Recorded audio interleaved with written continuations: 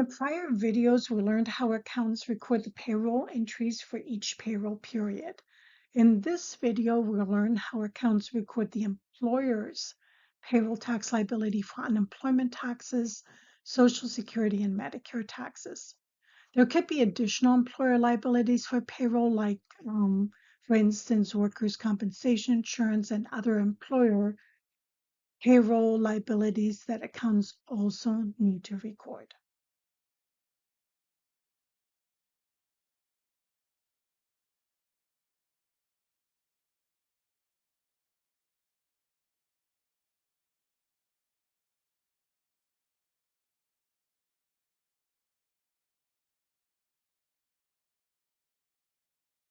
First, talk about unemployment taxes. The Unemployment Compensation Tax Program, often called the Unemployment Insurance Program, provides unemployment compensation through a tax that's levied on employers.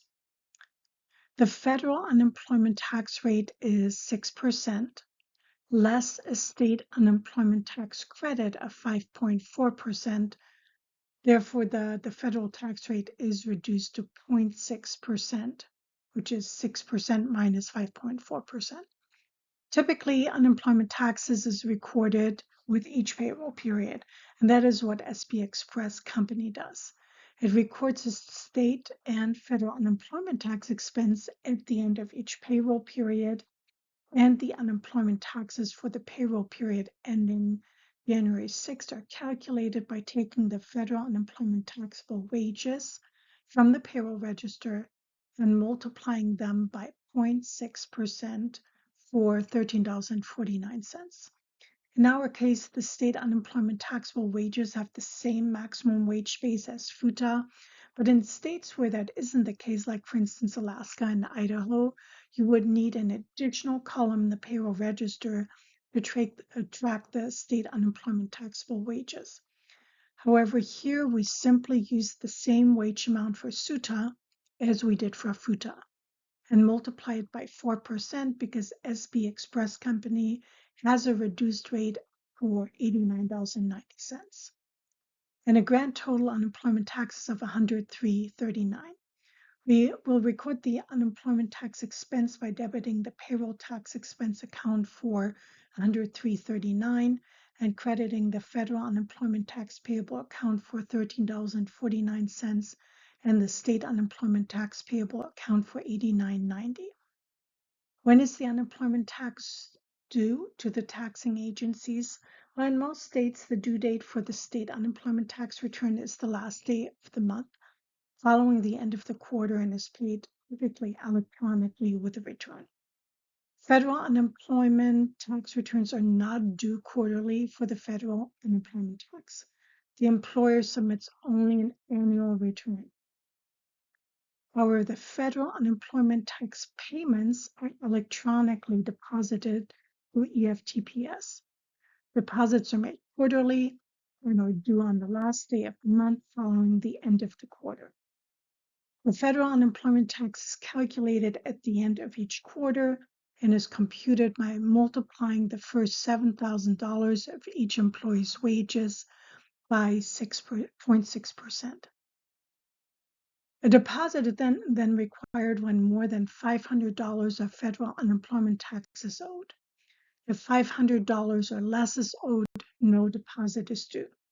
Any deposit due at $500 or more should be electronically deposited. As mentioned before, federal unemployment tax returns are not due quarterly for the federal unemployment tax. The employer submits only an annual return. This annual return is Form 940, the employer's annual federal unemployment tax return.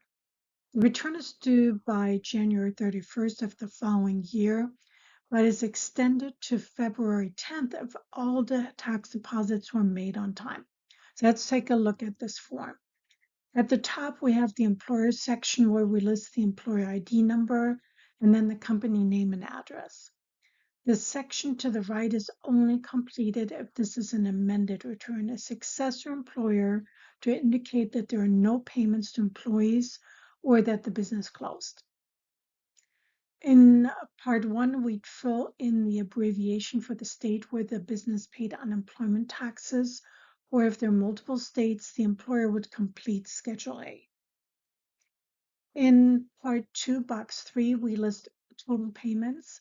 I'd list in box 5 the amounts that are above the threshold of $7,000 for each employee, and in this case, $81,870. We then subtract the amount from the total wages to arrive at the taxable FUTA wages, which should agree to our FUTA taxable wages from the payroll register. We then multiply the taxable wages by 0.6% to arrive at the FUTA taxes. If there are any adjustments, they are listed in part 3. We subtract any deposits from the calculated FUTA tax to arrive at the balance due or overpayment in part 4. In part 5, the employer lists the FUTA tax liability by quarter. If the amount on line 12, the total FUTA tax after the adjustment is greater than $500. Part 6 is used if the form was completed by someone other than the employer and the employer grants permission to contact that person. The employer then signs, states the form, prints the name, title, and phone number. We previously learned that we use the payroll register for each payroll period to record the payroll entry in the general journal. This journal entry records the wages, salaries, the payroll tax liability withheld from the employee's gross wages, and the net pay. However, both employers and employees pay Social Security and Medicare taxes. The employer pays the same amount of Social Security of $139.35 and Medicare payroll taxes of $32.59. This is commonly called matching. Keep in mind that the additional Medicare tax withholding that is assessed on high earners is not mapped by the employer.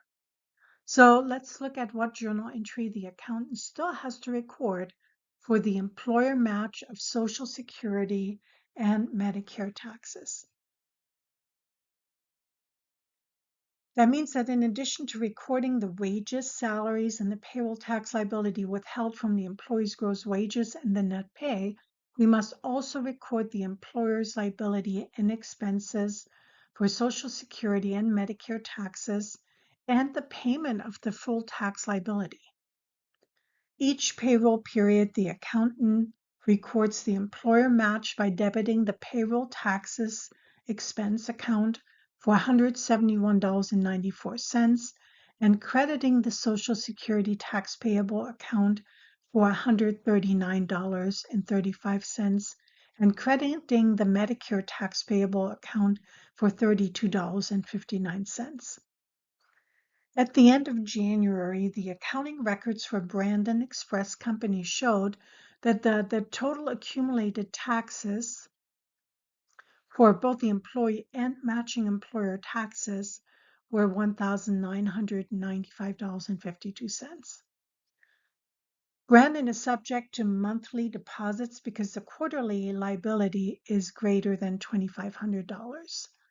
That means that we also have to record the payment of the total income taxes, Social Security tax, and Medicare tax withheld from the employee and the employer match.